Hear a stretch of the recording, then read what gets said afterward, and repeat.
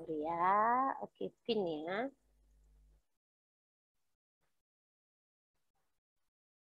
Oke, semua mari bernyanyi lagu Mars Sekolah Minggu. Sekolah Minggu, sekolah Minggu, rumah kanak-kanak semua. Bakti Allah, cinta bangsa, hidup baru sukaria. Belajarlah kitab suci, cinta Tuhan gereja maju. Jalankanlah perintahnya, muliakan sepanjang hidup. Sekolah Minggu, markas kanak-kanak semua. Cari jiwa maju terus, berserah jadi tentara Kristus. Belajarlah kitab suci, cinta Tuhan gereja maju.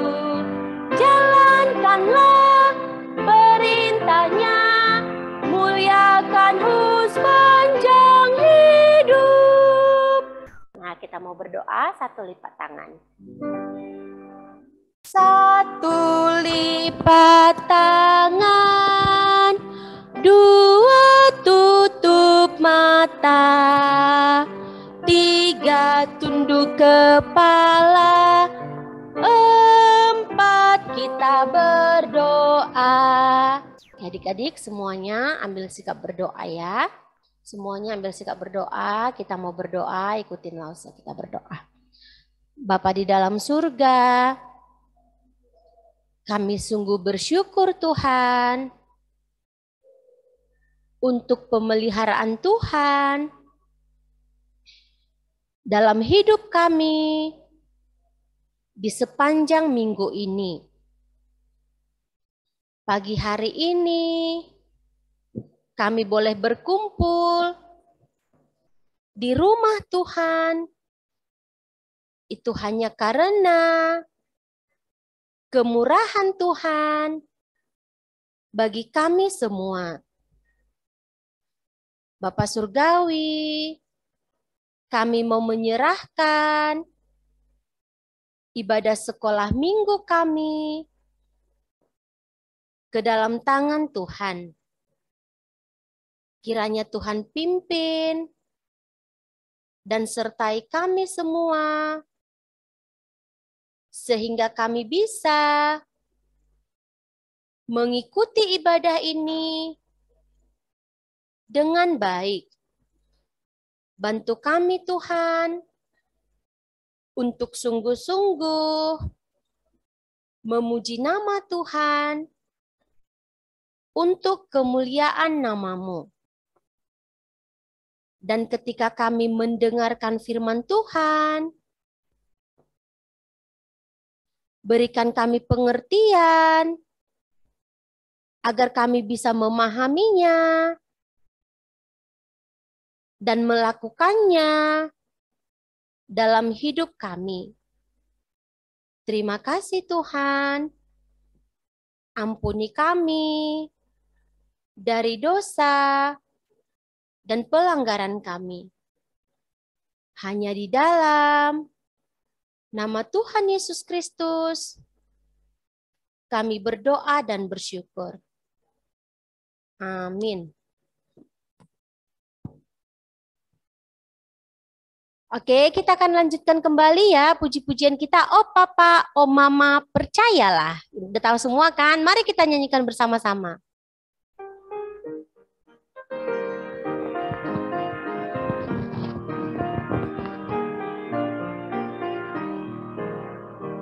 Oh Papa, oh Mama, percayalah, rumahku di sanalah. Sorga tempat yang indah, sorga tak ada susah.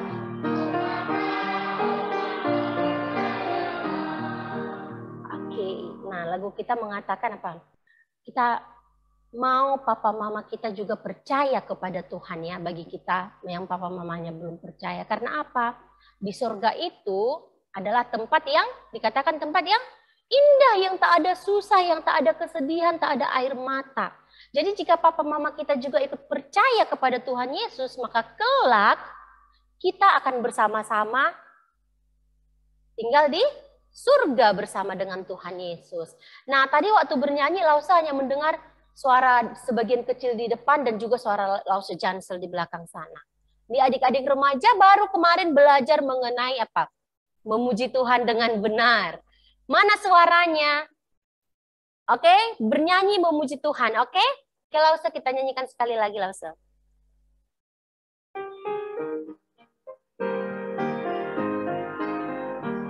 Suaranya ya.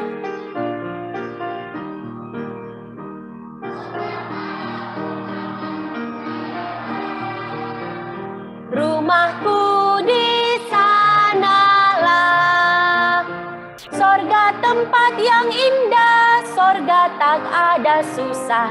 Oh papa, oh mama percayalah. Nah, jika kita mau, bagi adik-adik yang papa mamanya belum percaya ya, jika kita mau papa mama kita percaya, kita harus selalu mendoakan mereka dan juga apa, menceritakan tentang Tuhan Yesus kepada mereka. Nah, kita mau nyanyi lagu ini, Dengan Lembut Tuhan Yesus Memanggil. Pernah dengar lagu ini tidak? Ini dari KPPK ya. Gak apa-apa, kita dengarkan sekali musiknya dulu ya, Lause Christine ya. Adik-adik ikutin pelan-pelan ya. Tuhan Yesus, ya panggil kau pulanglah.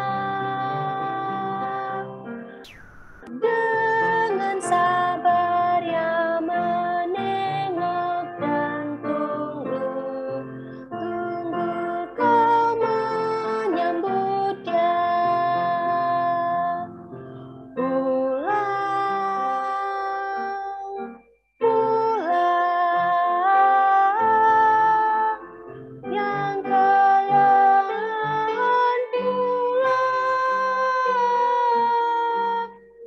Dengan lembut Tuhan Yesus memanggil, yang berlelah pulanglah. Kita nyanyikan bersama-sama ya. Dengan lembut Tuhan Yesus memanggil, ya panggil kau pulanglah. Dengan sabar ya menengok dan tunggu, tunggu kau menyambut dia. Pulang, pulang, yang kelelahan pulang. Dengan lembut Tuhan Yesus memanggil, yang berlelah pulanglah. Mengapa engkau tolak ajakannya? Ya mau engkau pulanglah. Mengapa tak kau indahkan kasih-Nya? Ya telah mati bagimu. Pulang, pulang, yang pulang.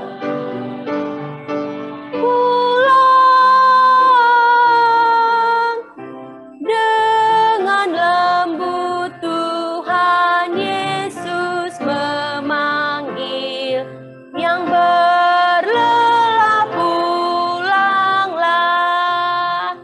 Ya, lagu kita mengingatkan kita ya bahwa Tuhan Yesus senantiasa menunggu kita untuk pulang kepadanya. Pulang maksudnya ini untuk datang kepadanya, untuk kembali kepada Tuhan, percaya kepada Tuhan. Tuhan Yesus tidak pernah lelah untuk mengajak kita untuk datang kepadanya. Dengan lembut Tuhan Yesus memanggil kita untuk apa? Yang berlelah, pulanglah. Karena Tuhan akan selalu menyambut kita ya. Nah, sekarang kita menyanyikan lagu ini ya, Efesus 6 ayat 1. Oh iya, tadi langsung lupa tanya. Hari ini hari apa ya? Hari ayah ya. Ya, hari spesial untuk para ayah-ayah. Nah, ini nyanyiannya juga tentang orang tua ya yang ini ya. Tahu lagu ini kan? Di YouTube dia banyak sekali versi-versi yang berbeda. Lausa waktu belajar sekolah minggu, waktu di sekolah minggu juga berbeda versinya dengan yang di YouTube. Berbeda juga versinya dengan yang pernah Lausa pelajari di kuliah waktu mata kuliah sekolah minggu. Ya, jadi kita ikutin yang Lausa pelajarin di sini saja ya, yang waktu kuliah. Yang Hai anak-anak, taatilah orang tuamu di dalam Tuhan, karena haruslah demikian. Efesus 6 ayat 1. Satu ayat firman Tuhan sudah hafal. Ya kan? Oke, kita dengarkan musiknya sekali dulu, boleh? Oke, Lausa. Anak, taatilah orang tuamu di dalam Tuhan, karena haruslah demikian. Efesus 6 ayat bersama-sama ya. Hai anak-anak, taatilah orang tuamu di dalam Tuhan, karena haruslah demikian. Efesus 6, sekali lagi ya. Hai anak-anak, taatilah orang tuamu di dalam Tuhan, karena haruslah demikian. Efesus 6 ayat 1. Ya, firman Tuhan mengatakan apa? Kita sebagai anak-anak, nah kalian jangan merasa kok Lausa bilang kita sebagai anak-anak. Nah, Lausa juga anak-anak di hadapan orang tua Lausa ya. Kita sebagai anak-anak harus taat kepada orang tua kita. Harus mau dengar-dengaran kepada orang tua kita. Orang tua kita apakah hanya papa mama kita? Tidak. Melainkan orang yang lebih tua dari kita. Guru kita di sekolah minggu, kakek nenek kita itu merupakan orang tua kita. Jadi mari kita taat kepada mereka, dengar-dengaran kepada mereka. Karena itu adalah firman Tuhan. Firman Tuhan bilang apa? Karena haruslah demikian. Sudah seharusnya seorang anak taat, hormat kepada orang tuanya ya. Nah, kita lanjutkan lagi puji-pujian kita. Nah, ini sambil mengumpulkan persembahan ya. Yang mengumpulkan persembahan tadi Lausa Mega sudah kasih tahu Lausa Derma, tapi Lausa Derma lupa ya siapa. Oke, yang sudah ditunjuk Lausa Mega silahkan maju. Luis, lagu paduan suara kalian kan? Lagu paduan suara kalian, jadi harap nyanyikan dengan keras. Bisa?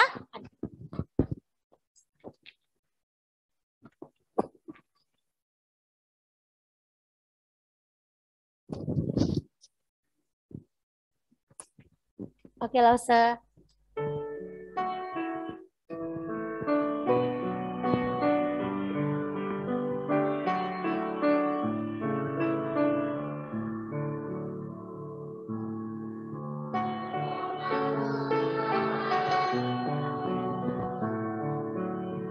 Yang tuntunku dalam Tuhan, yang selalu ada untukku dan selalu mengasihiku. Oh Tuhan, ku berdoa, berkatilah papaku. Oh Tuhan, ku bersyukur untuk papaku tercinta.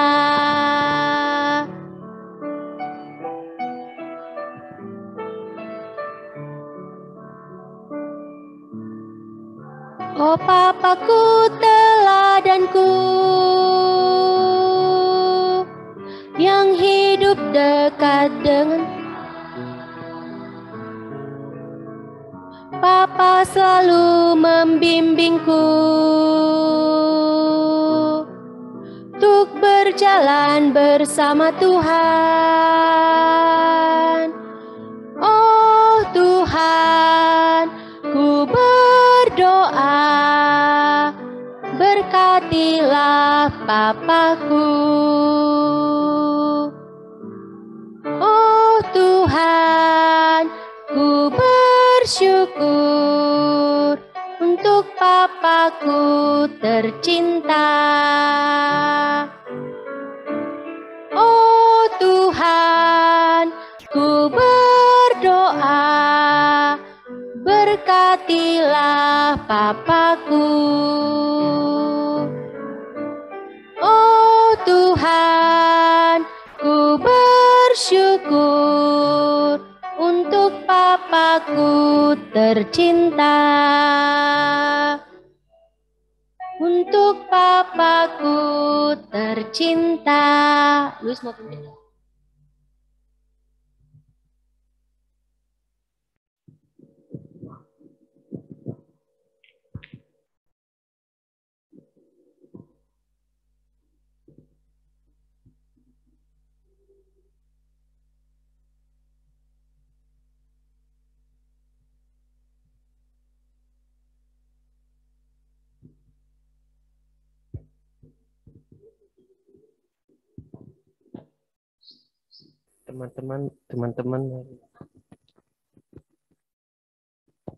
Teman-teman, mari kita berdoa. Bapa kami yang di surga, Tuhan, kami bersyukur karena kami sudah mengumpulkan persembahan kami. Kami berdoa dan bersyukur kiranya persembahan kami bisa memperluaskan kerajaan-Mu. Terima kasih Tuhan, dalam nama Tuhan Yesus Kristus kami berdoa. Amin. Terima kasih Luis. Oke, kayaknya kelas-kelas remaja yang dijadwalkan ini doa persembahan bisa pimpin doa persembahan sendiri ya. Joseph langsung senyum-senyum sama Felix. Oke, kita mau ayat hafalan. Ayat hafalannya di lagu kita tadi ya. Jadi sudah hafal lah ya. Udah hafal nggak? Sudah? Oke, namun kita baca dulu bersama-sama ya. 2, 3. Efesus 6 ayat 1. Hai anak-anak, taatilah orang tuamu di dalam Tuhan, karena haruslah demikian. Efesus 6 ayat 1. Jadi nggak perlu dihapus satu-satu ini.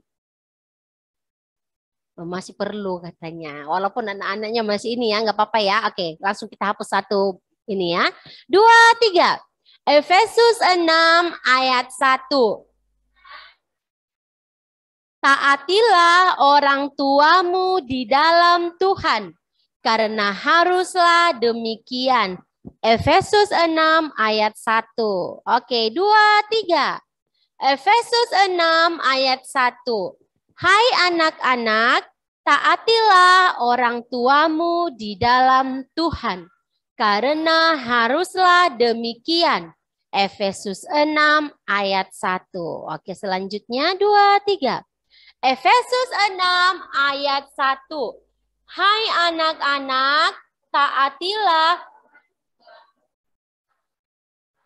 karena haruslah demikian. Efesus 6 ayat 1. Oke. Isinya semua sudah hilang. Sebutkan bersama-sama 2, 3. Efesus 6 ayat 1.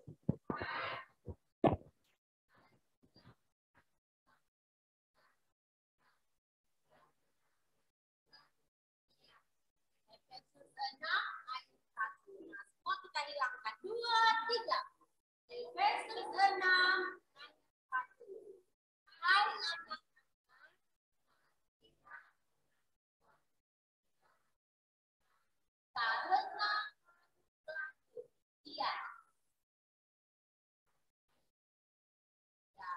Jadi kita harus belajar taat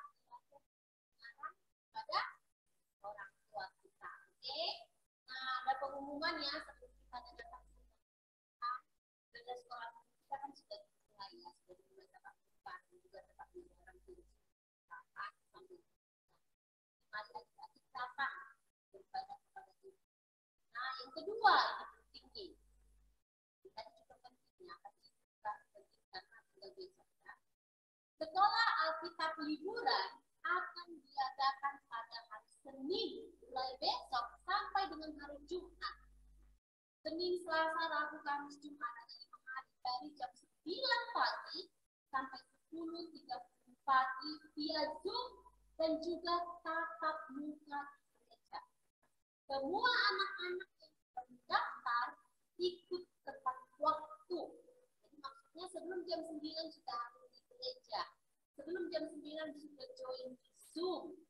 Bukan pada saat apa? Tengah puji-pujian baru datang atau sudah mau firman Tuhan baru join Zoom-nya ya. Dan silakan ambil buku aktivitasnya nanti pada siapa? Pada Lausa Mega. Nanti minta buku aktivitasnya kepada Lausa Mega. Bagi yang via Zoom ya, bagi yang datang ke gereja, besok baru diberikan yang via Zoom saja. Oke? Saat teduh anak sekolah minggu via Zoom diadakan setiap malam. Setiap malam kita lakukan kelas TK sampai SD 3 jam 8 sampai 8.20, kelas SD 4 sampai remaja jam 8.30 sampai jam 9 malam. Mari semuanya ikut bersama. Nah, siang ini kita akan adakan program sekolah minggu Art and Craft, membuat kartu hari ayah. Bahannya kertas A4 2 lembar, tahu kan kertas A4, PS itu, pensil warna, gunting dan juga lem kertas. Diadakan via Zoom ya, jam 3 sampai 3.30 sore. Semua anak-anak diundang untuk ikut dan mengajak teman-teman. Jadi mungkin ini yang berapa anak yang ada di sini nanti usahakan datang, bukan datang ke gereja, join di Zoom-nya, oke? Usahakan ikuti program sekolah minggu. Oke. Semuanya sampai di sini saja. Sekarang kita mau dengarkan cerita firman Tuhan dari Lausa Jansen.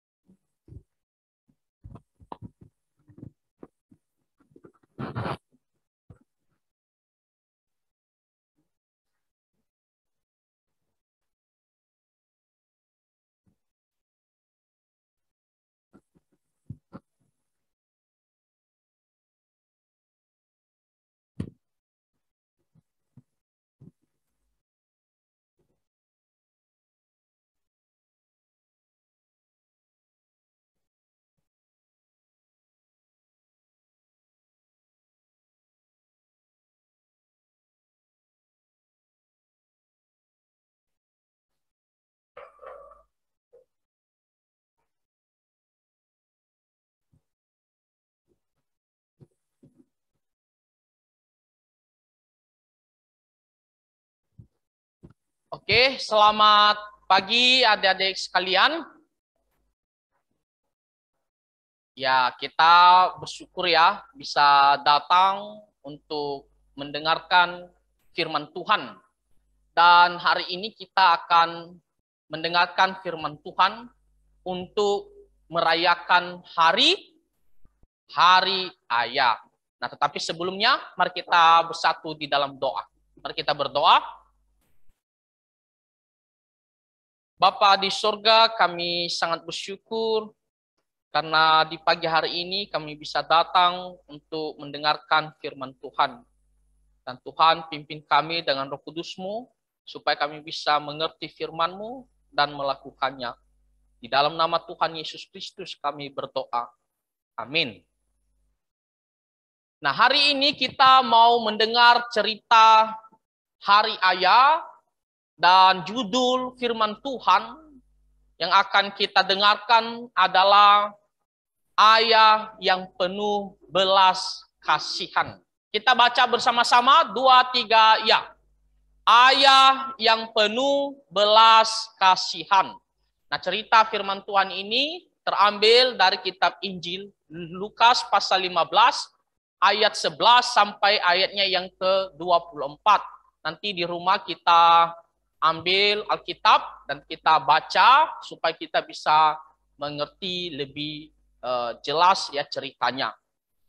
Nah, fokus pelajaran kita yang pertama adalah mengetahui bahwa ayah sangat mengasihi anaknya. Nah, ingat ini ya, bahwa ayah kita, papa kita begitu sayang terhadap kita. Yang kedua, anak-anak harus hormat dan taat kepada ayahnya. Nah, kita diajarkan untuk menghormati dan tunduk terhadap perkataan papa kita. Lalu yang terakhir adalah bersyukur dan mendoakan ayah kita. Nah, kita sebagai anak, kita bersyukur kepada Tuhan, karena Tuhan memberikan kita seorang ayah, dan kita mendoakan ayah kita supaya selalu sehat dan diberkati. Nah, adik-adik, ada satu pertanyaan dari Lause Jansel untuk kita semua. Coba sebutkan salah satu kesalahan yang pernah kita lakukan kepada papa. Nah, coba Lause minta di antara kita si Franz. Nah, Franz. Melawan orang tua. Kenapa melawan? Oh, jadi misalnya contohnya disuruh papa, contohnya ya, disuruh papa tapi tidak mau pergi, malah ngelawan papa ya, gitu ya? Gitu. Coba Lause minta satu orang lagi untuk sebutkan dari kita sini, Sinia. Nia, coba sebutkan salah satu kesalahan Nia terhadap papa. Kenapa? Melawan juga ya? Wah, rata-rata melawan ya.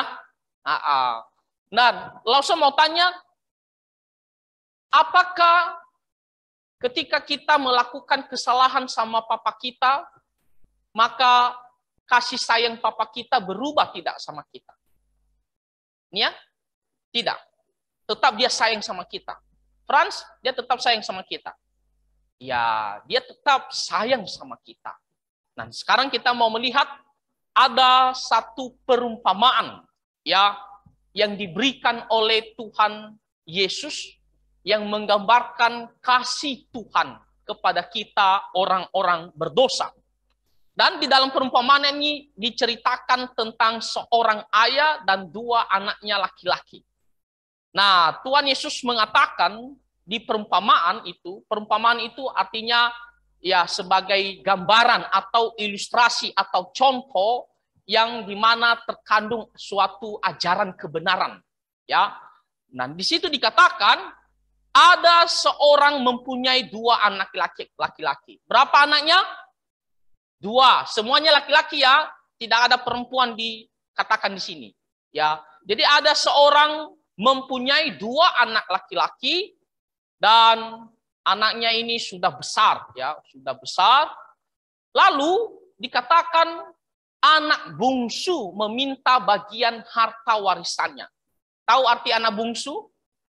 Tidak tahu. Oh, si Yurifea tidak tahu ya anak bungsu. Nah, kalau Yurifea sama Yurika, nah anak bungsu itu adalah Yurika, yang lebih adik atau paling terakhir, paling adik, paling kecil. Nah, itulah anak bungsu ya. Nah, jadi kalau misalnya ada 5 bersaudara, maka yang paling kecil ya. Nah, itulah anak bungsu. Dan dikatakan anak bungsu ini dia meminta bagian harta warisannya. Papanya punya harta, apakah itu tanah, apakah itu kebun, suatu penghasilan untuk penghasilan mereka. Yang penting papanya punya harta. Dan anak bungsu ini dia datang kepada papanya. Papa, saya mau harta milik kita yang menjadi warisan. Saya mau bagian saya sekarang diberikan. Nah, adik-adik, pada umumnya seorang ayah baru akan memberikan harta warisan kepada anak-anaknya ketika dia sudah mau meninggal. Biasanya kalau sudah tua dan kita tahu bahwa hampir mau meninggal, dia panggil anak-anaknya sini semua. Lalu dia bagikan harta yang menjadi bagian si A, bagian si B, bagian si C. Jadi intinya adalah papanya kalau mau bagikan harta warisannya itu ketika dia hendak sudah mau meninggal, ya. Nah, tetapi di sini papanya masih sehat, masih kuat. Belum saatnya untuk membagikan harta kepada anak-anaknya. Nah, tetapi anak bungsu ini dia sudah datang kepada papanya, "Woi, kasih untuk saya bagian saya, harta saya." Itu berarti bahwa anaknya ini secara tidak langsung dia berpikir bahwa papanya sudah mau apa? Mau meninggal. Dia sudah menganggap bapaknya itu wah sudah tidak ada lagi atau sudah hampir mau meninggal. Padahal papanya masih sehat. Nah, sikap seperti demikian apakah sikap yang bagus? Tidak, itu adalah sikap anak durhaka. Ya, kita harusnya berharap bapak kita sehat-sehat saja ya. Tapi di sini anak bungsu ini dia seolah menganggap bapaknya itu sudah mau meninggal atau sudah tiada lagi. Makanya dia meminta harta warisannya. Dia mengatakan, "Papa kasih."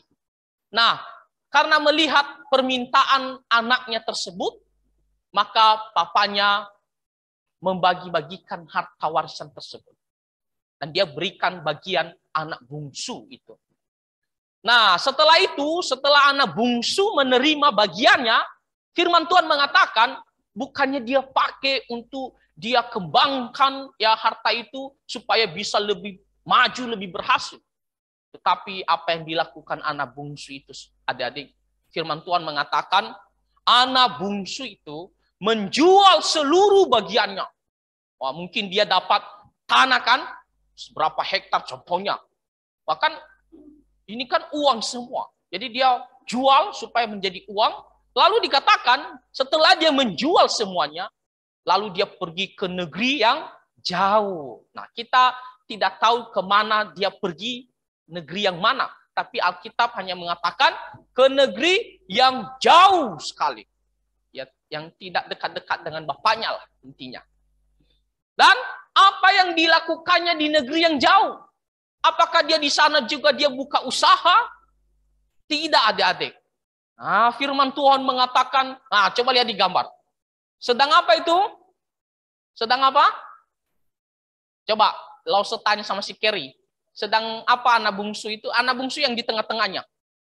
Sedang apa? Berfoya-foya. Wah, dia di sana sedang berpesta, bersenang-senang.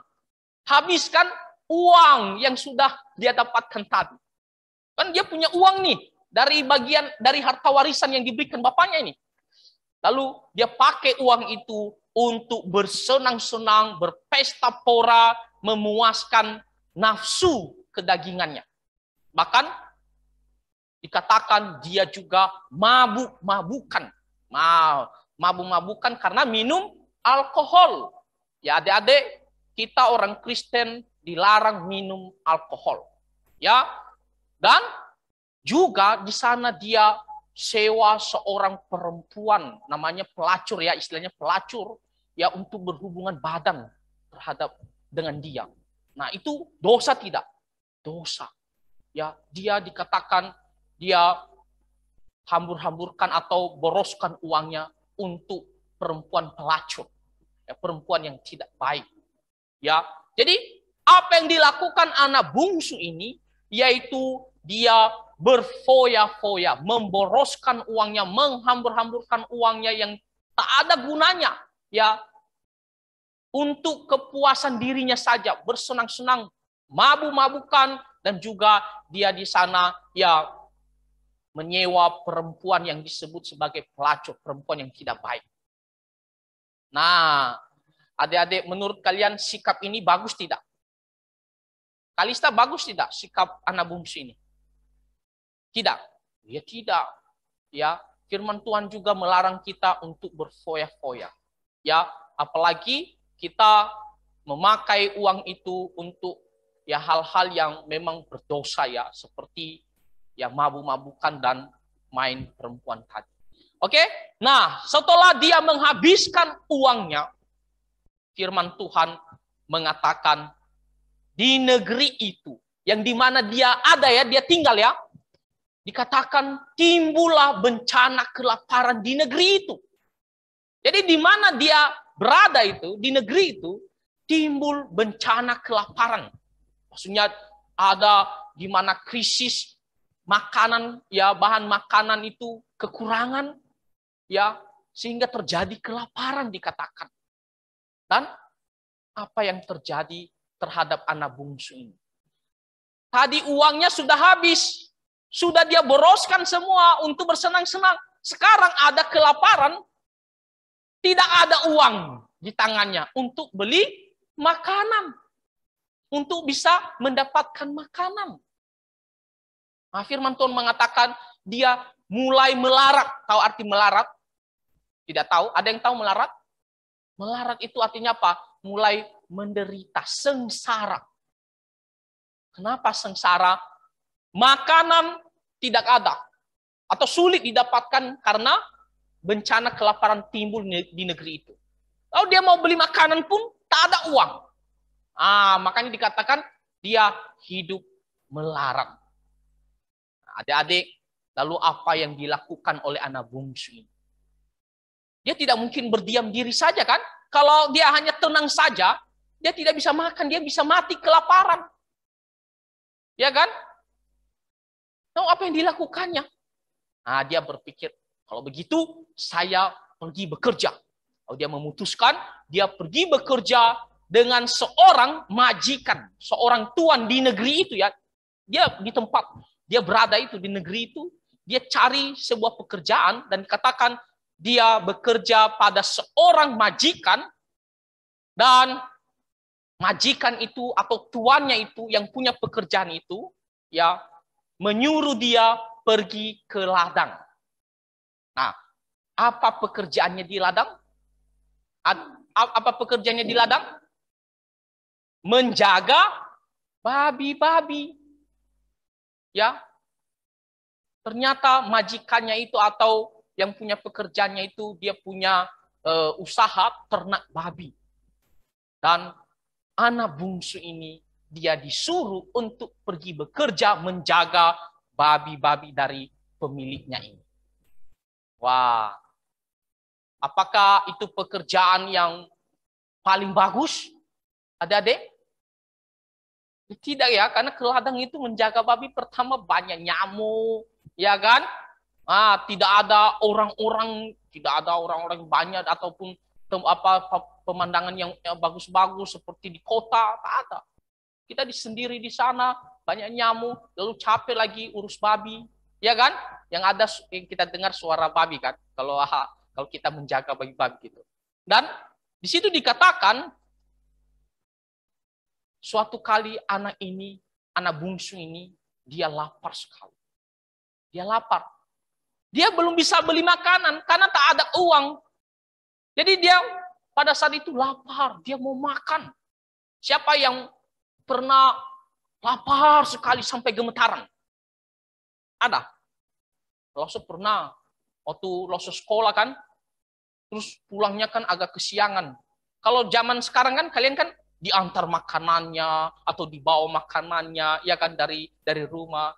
Kalau zaman lalu kan tidak ada. Ya, tidak bawa makanan, tidak makan di sekolah, tak ada waktu untuk pergi makan di sekolah, nggak ada. Ya, uang pun tidak dikasih jajan. Ya. Jadi tunggu nanti selesai pulang sekolah baru makan di rumah. Jadi lapar sekali sampai gemetaran gitu. Anak bungsu ini dia lapar sekali, dia mau makan, tapi tidak ada makanan dan tidak ada uang untuk beli makanan. Lalu dia pikir-pikir, apa ya yang bisa saya makan ya? Kita kalau sudah lapar, apa saja yang bisa dimakan, kita akan makan. Walaupun kita selama ini tidak pernah makan makanan itu, tapi karena kita sudah lapar, kita mencoba untuk menerima makan makanan itu.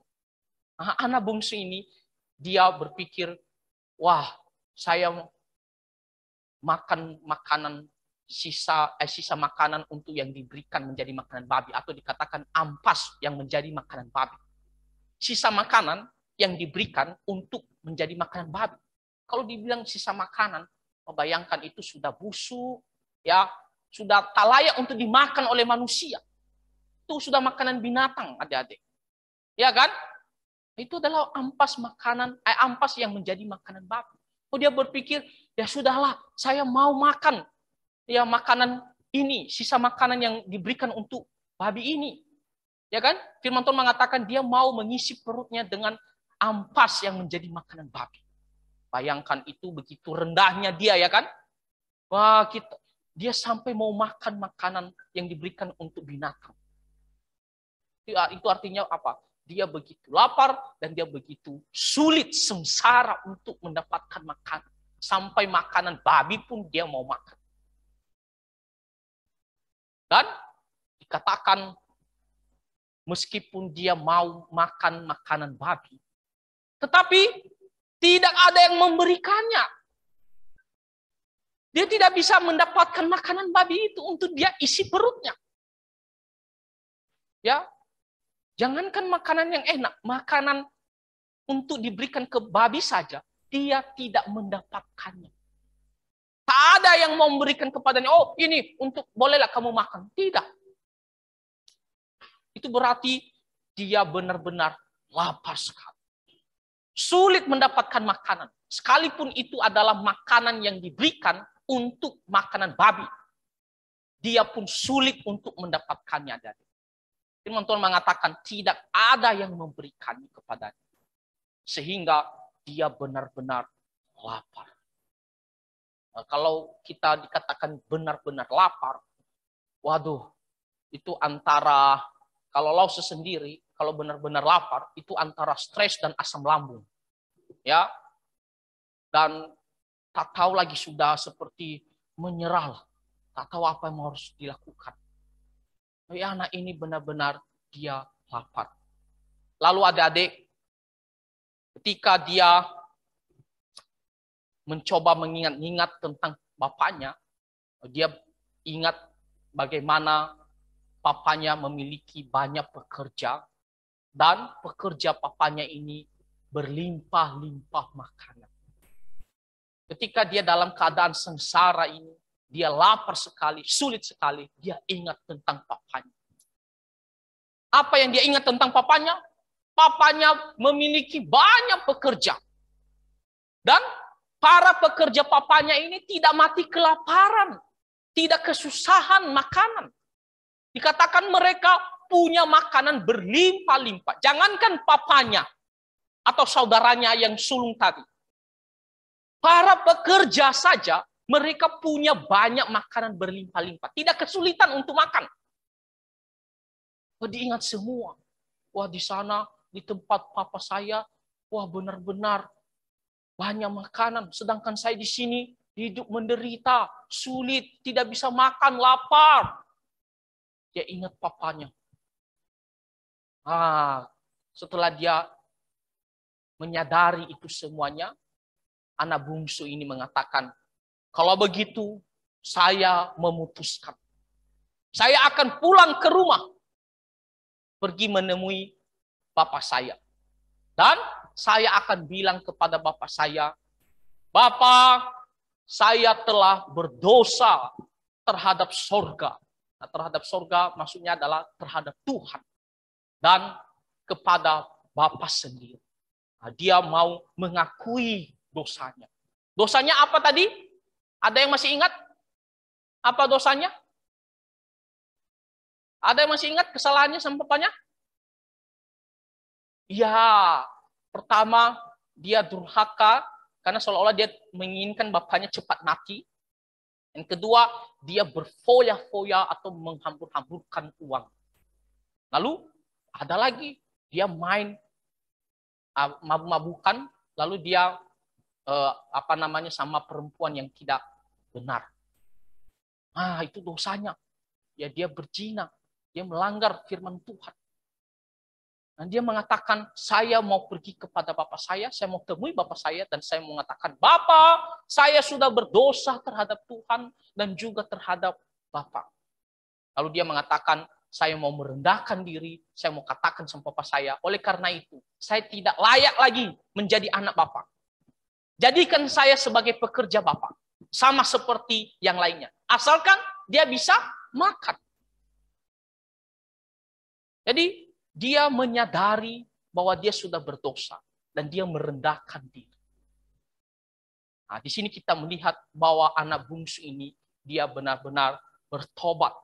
Ya, dia menyesali dosanya, ya, dia mau berubah dan dia merendahkan dirinya. Dia mengatakan, saya akan bilang sama bapak saya tidak layak menjadi anak bapak. Saya jadi pekerja bapak saja seperti yang lainnya. Nah, adik-adik, setelah dia memutuskan hal itu, dia berhenti dari kerjanya itu dan dia melakukan perjalanan pulang ke rumah. Ya kan? Nah, firman Tuhan mengatakan, ketika papanya melihat dia dari jauh, apa yang dilakukan papanya?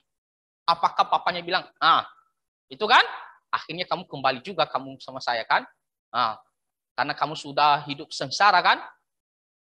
Gitu ya kan? Papanya tidak berbicara begitu, tidak bereaksi begitu. Dia bukan melihat anaknya dari jauh, lalu dia diam-diam saja. Biarkan aja lah, karena memang sudah parah itu kesalahannya. Masa dia menginginkan saya cepat mati, lalu dia memamurkan lagi uang. Tidak, bapaknya tidak melakukan itu, adik-adik. Ketika papanya melihat dari jauh, dia langsung lari dan dia sambut anaknya, adik-adik. Ada yang mengatakan bahwa papanya selama ini menunggu terus kedatangan anaknya. Menantikan, rindu terhadap anak bungsunya ini. Ya, sampai-sampai ketika dia melihat dari jauh, dia langsung pergi sambut anak bungsunya ini. Itu berarti bahwa papanya itu begitu rindu terhadap anaknya. Begitu sayang terhadap anak bungsunya ini. Ya, dia tidak ingat kesalahan anaknya. Dia lupakan, dia maafkan adik-adik. Dia tidak dendam atau benci terhadap anak bungsunya ini, adik-adik. Dia begitu sayang, rindu, dia nantikan kapan anak bungsu saya ini kembali kepada saya. Makanya waktu dia lihat dari jauh, langsung dia sambut. Lihat reaksi bapak itu, senang sekali. Senang sekali. Bukannya dia marah. Kenapa kamu kembali? Kenapa kamu kembali? Dia tidak melakukan itu. Dia senang sekali, dia sambut anaknya.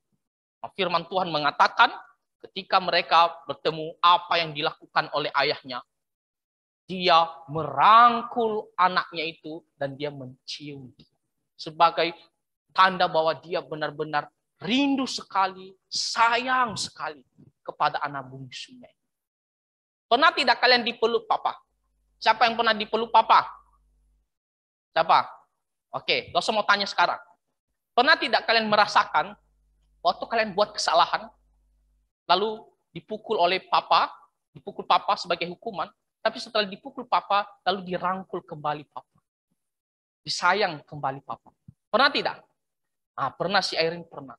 Itu berarti bahwa papa benar-benar sayang sama kita.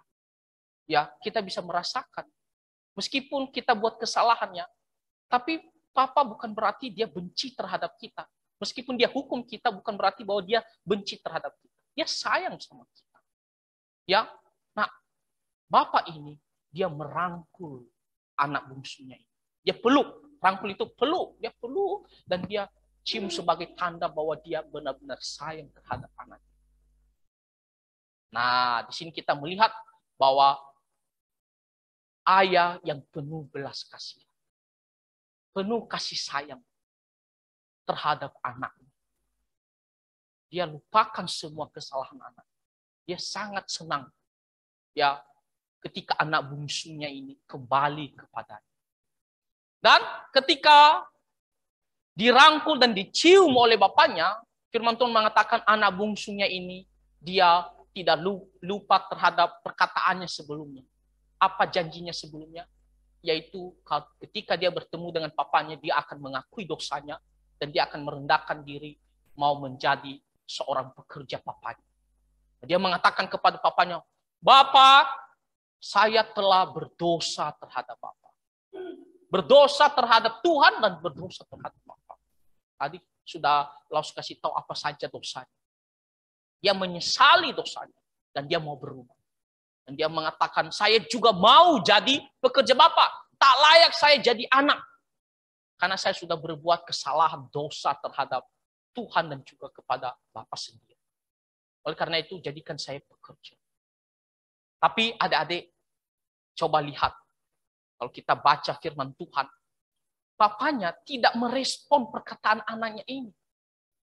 Kan harusnya bapaknya bilang, "Oke, yang penting kamu berubah. Jangan buat kesalahan itu lagi ya. Karena kesalahanmu ini kemarin itu, tapi tidak apalah, asalkan kamu." Tapi kalau kita baca firman Tuhan, justru bapaknya tidak merespon apa perkataan anaknya ini. Ketika anaknya mengatakan, "Bapak, saya sudah berdosa dan jadikan saya pekerja." Harusnya kan bapaknya memberikan jawaban, kan, respon kan. Tapi firman Tuhan mengatakan dia tidak merespon perkataan anaknya itu. Artinya apa? Dia melupakan, mengabaikan semua kesalahan anaknya itu. Dia tidak ingat-ingat. Dia tidak mau bicarakan lagi. Bagi dia itu sudah berlalu. Yang penting anak saya telah kembali, telah bertobat, datang ke pelukan. Firman Tuhan mengatakan, justru bapaknya mengatakan, memanggil hamba-hambanya, para pekerjanya. "Sini, kalian ambil jubah ya untuk dipakaikan kepada anak bungsunya ini." Lalu apalagi? Dia mengatakan, "Ambil cincin." Wah, kasih di jari anaknya. Lalu apalagi? Ambil sepatu, pakaikan di kaki anaknya. Bayangkan, itu bukti bahwa bapaknya itu benar-benar sayang terhadap anaknya. Dia tidak ingat kesalahan anaknya, dia rangkul, dia cium, dan malah dia berikan yang terbaik terhadap anaknya. Dia mengatakan, "Ambil jubah dan berikan kepadanya, dan ambil cincin kasih di jarinya, dan ambil sepatu, pakaikan di kakinya." Tidak hanya sampai di situ, adik-adik, ya, yang menunjukkan bahwa kasih bapaknya ini begitu besar terhadap anak bungsunya. Tidak hanya sampai di situ. Firman Tuhan mengatakan bapaknya juga menyuruh hamba-hambanya untuk mengambil ya lembu untuk disembelih dan dibuat pesta karena anaknya telah kembali. Firman Tuhan mengatakan alasannya, dia mengatakan karena anaknya yang telah hilang telah kembali. Anaknya yang sudah mati telah hidup kembali. Mati di sini bukan mati benar-benar fisik ya. Buktinya kan anaknya kan tidak mati. Maksudnya adalah mati di sini bahwa dia telah hilang ya karena dosanya, dia karena kesalahannya, tetapi sekarang dia telah kembali dengan hidup yang baru di mana dia sudah bertobat, ya, dia mau berubah daripada kesalahan. Jadi dia mengatakan, "Ambil lembu dan sembelih, masak, dan kita bersuka cita merayakan karena anak bungsu saya ini telah kembali." Bukan hanya karena dia telah kembali dari negeri yang jauh, tetapi dia juga telah bertobat, berubah dari kesalahan. Nah, di sini kita melihat kasih sayang seorang ayah. Tadi judul firman Tuhan kita adalah ayah yang penuh belas kasihan. Ya, dia tetap menyayangi kita. Meskipun begitu besar kesalahan kita, tapi dia tetap sayang terhadap kita. Ya, kita mungkin melawan orang tua kita, kita mungkin mengucapkan kata-kata yang tidak sopan terhadap orang tua kita, kita mungkin ya berbohong, ya membuat ayah kita sakit hati. Nah, tetapi ketika ayah kita menghukum kita, bukan berarti dia tidak sayang terhadap kita. Dia tetap sayang terhadap kita. Ya. Dan hukuman itu sebagai bukti bahwa dia sayang terhadap kita. Dia mau kita berubah. Nah, jadi apa yang harus kita perhatikan dari pelajaran firman Tuhan ini? Perhatikan baik-baik. Pertama, Papa sangat sayang kepada kita dan mau memaafkan kesalahan kita. Dia tidak dendam. Dia tidak ingat-ingat kesalahan kita. Asalkan kita mau datang, setiap ada kesalahan kita, kita harus berubah. Ya, harus harus mengakuinya seperti anak bungsu tadi dan berubah. Papa kita, dia akan memaafkan kita. Dia tidak akan menolak kita. Oh, karena kamu sudah buat kesalahan, ya sudah, kamu bukan anak papa lagi. Kan tidak. Dia tetap mengatakan kamu anak papa. Dan dia sayang terhadap kita. Ya. Lalu yang kedua, berjanji untuk menghormati dan mendengar serta taat perintah papa. Berjanji, artinya apa? Kita harus bertekad, memutuskan untuk menghormati. Menghormati artinya menghargai papa kita. Menghargai, menerima keadaannya. Apapun keadaan papa kita. Apakah dia kaya, miskin, apakah dia ganteng atau tidak ganteng. Kadang-kadang ada anak merasa, saya tidak mau dekat-dekat papa saya karena kurang ganteng. Atau saya tidak mau diantar oleh papa saya karena masa dia bukan seperti papa yang lain, antar anaknya pakai baju yang mewah. Kan saya jadinya kan bisa pede kalau ketemu sama teman-teman saya. Lalu ada dengar, ini ada di sekolah minggu kita dulu. Ada orang tua yang beritahukan kepada Laus. Malu dia kalau diantar papanya. Karena papanya hanya pekerja biasa saja. Dan antar pakai motor. Apalagi pakai sandal jepit. Malu dia. Dia suruh papanya cepat-cepat pulang. Tak boleh, adik-adik. Kita harus menghargai orang papa kita. Apapun keadaan papa kita. Apakah papa kita fisiknya lengkap atau tidak, kita harus hormati dia. Kita harus sopan terhadap dia. Bicara bagus. Ya, jangan seperti seolah-olah merendahkan dengan kata-kata kita ya yang kurang sopan terhadap papa kita. Tidak boleh. Dan di sini dikatakan mau mendengar dan taat perintah papa. Apa yang dikatakan oleh papa, misalnya papa bilang, pergi bantu dulu sapu lantai. Ya, dengar. Jangan melawan. Ya, jangan membantah. Atau dinasehati papa kita sudah salah kan? Dinasehati papa kita. Jangan melawan, tapi dengar. Dan kita harus tunduk. Ya. Lalu selanjutnya kita mendoakan papa agar selalu sehat dan diberkati. Jangan lupa untuk selalu mendoakan papa kita. Ya.